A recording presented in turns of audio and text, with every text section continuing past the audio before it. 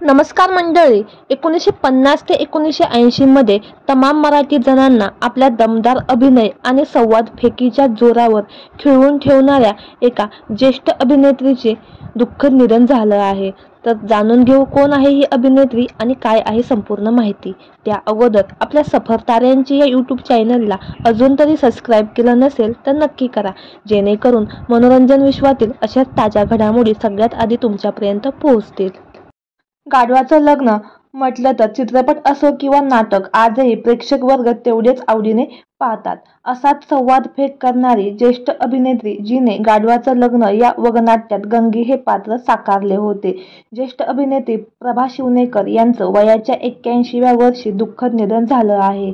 त्यामुळे संपूर्ण सिनेसृष्टी हळहळ व्यक्त करत आहे.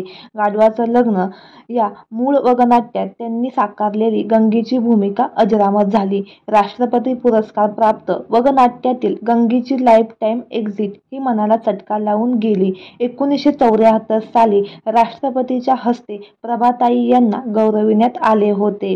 गाढवाचं लग्न पाहिल्यानंतर ज्येष्ठ पार्श्वगायिका आशा भोसले दाद देत म्हणाल्या होत्या की ही गंगी नसती तर दादोबाचा सावळा कुंभारही फिका पडला असता.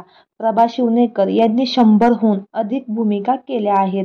झाला उद्धार वाल्मिकीचा, चित्ता फाडला जवळीचा, झाशीची राणी, चोखा मेळा ही त्यांची काही गाजलेली वगनाट्ये आहेत. अशा दिग्गज अभिनेत्रीच्या जाण्याने सर्व सिनेसृष्टी हळहळ व्यक्त करत आहे. तर मंडळी, आपल्या सफर ताऱ्यांची या यूट्यूब चॅनलद्वारे ज्येष्ठ अभिनेत्री प्रभा शिवनेकर यांना भावपूर्ण श्रद्धांजली. धन्यवाद.